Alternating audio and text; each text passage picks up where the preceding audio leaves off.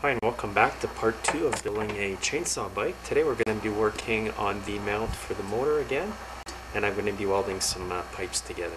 So here's the 1-inch square tubing that I'm going to use as the platform. I've cleaned it all out, cut it to the right length, and I've even beveled the edges of the pipe there before I weld that together. So I'll weld that together. I'm first going to start by tacking it so the metal doesn't warp too much. So I've got my AC 225 welder there, stick welder, and I'm going to use a 7018 rod just because it's a multi-purpose rod. There's a bit of rust on this metal.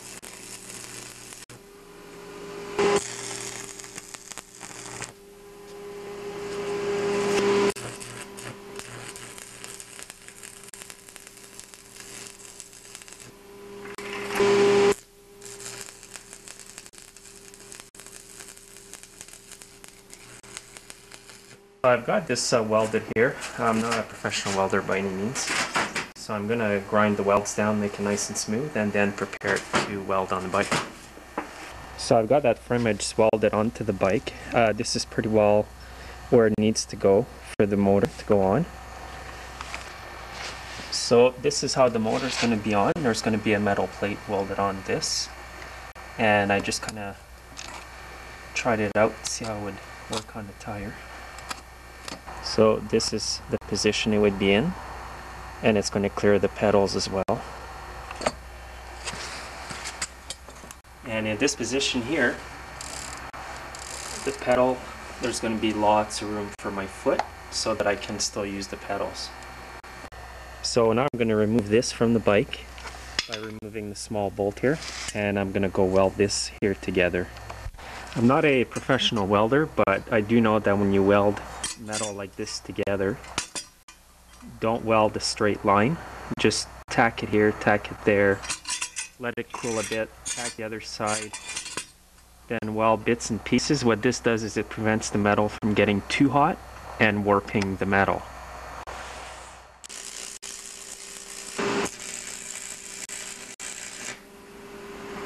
Now we'll do the other side.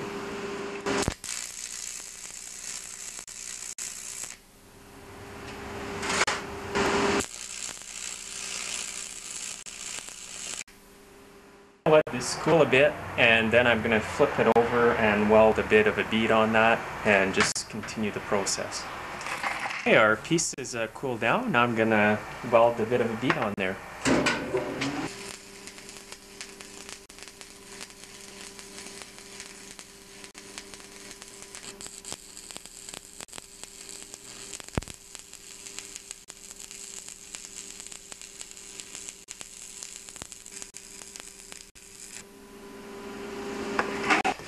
Once you know your thing is tacked on pretty good, you can take the clamps off.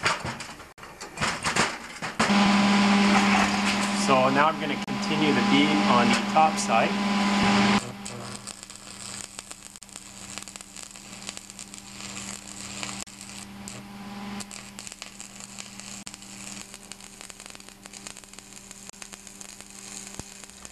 So I've got it welded. I put it on the bike just to see how it would work. It seems pretty good. And I figured out that I'm going to cut the metal plate that I'm putting on here 8 inches deep by 10 inches wide. So it's going to give me a bit of room on the outer part of the square tubing. And I'm going to cut it out of this piece here. It's from a snowblower body. It's already got some holes drilled in it, so I may have to use the holes that are pre-drilled to attach the saw to it. So the next thing I got to do is measure a piece out of that. So there are my cutting marks. So I got the piece of metal cut out of that piece I showed you earlier, and I'm going to weld it on here. I'm just going to tack it everywhere, and this is how it's going to go. And then the engine's going to go on top like that. I'm going to take this off the bike again to weld it on. So to weld this on, I'm just going to tack the plate onto the frame. I'm not going to put full running beads all over. There's no need for that. So that's what I'm going to do, all from underneath.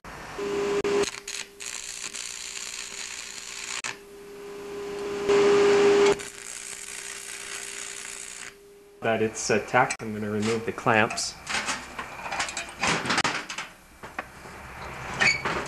So I've got that plate welded on to the body.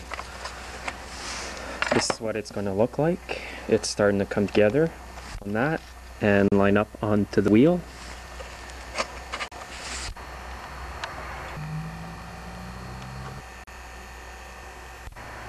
Now the next step is going to be to secure the saw motor to the frame.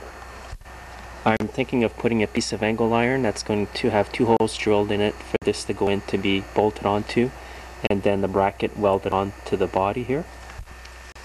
And at the back of this saw there's a little hole here for where the handle used to be. I'm going to mount some kind of bracket on there as well. And if I need to, I'm going to mount a bracket that bolts onto here and goes under here. So hopefully that'll work. So in part 3 we're going to be doing that, and I hope to see you then.